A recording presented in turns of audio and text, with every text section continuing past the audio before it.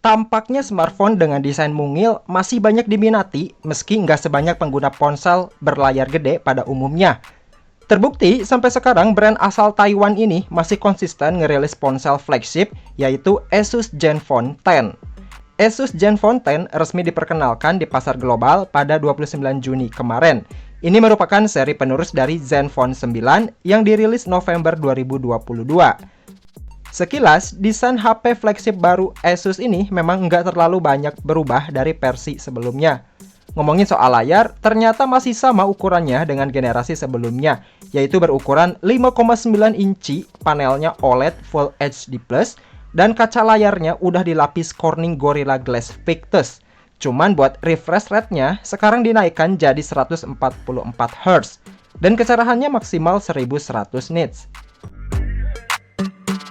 Nggak cuma spek layarnya aja yang di-upgrade, prosesor juga ikut naik karena pakai prosesor Snapdragon 8 Gen 2 yang dikombinasikan dengan RAM 16GB LPDDR5X dan 512GB storage yang jenisnya UFS 4.0.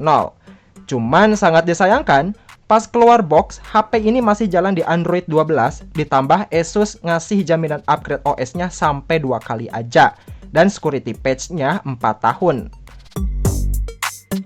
Lanjut di sektor kameranya, Asus mengupgrade habis-habisan dengan menyematkan 6-axis hybrid gimbal stabilizer 2.0, ditambah adaptive AIS. Setup kamera belakangnya hanya dibekali 2 lensa aja, yaitu main kamera 50MP yang masih pakai sensor Sony IMX766, lensa ultrawide 12MP, dan sudut pandangnya 120 derajat. Perekaman di kamera belakangnya ini bisa sampai 8K 24fps atau 4K 60fps. Dan kamera selfie juga ikut di-upgrade jadi 32MP dengan sensor RGBW dan pixel 1,4 mikrometer. Buat tangkapan perekaman suara, Asus menyematkan Surround 3D Ozo Audio. Nah, si Ozo Audio ini, dia bisa menghandle suara angin saat ngerekam video atau rekam suara. Dan juga Ozo Audio ini bisa ngilangin suara bising sekaligus menghasilkan audio spatial 3D yang sangat imersif. Seperti biasa, di tombol powernya ini masih disediain fitur ZenTag yang fungsinya buat navigasi layar tanpa harus nyentuh layarnya langsung. Sekaligus tombolnya ini ada fingerprint sensor. Meskipun kapasitas baterainya masih sama dengan versi sebelumnya 4300 mAh, namun Asus menambah keawetan konsumsi dayanya hingga 12,9%. Kecepatan ngecasnya juga kini naik berkat Hypercharge 30W dan Q wireless charging maksimal 15W.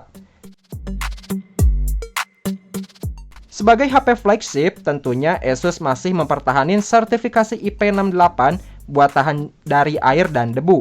Jadinya bebas worry kalau misalkan kehujanan atau kecebur air sekalipun.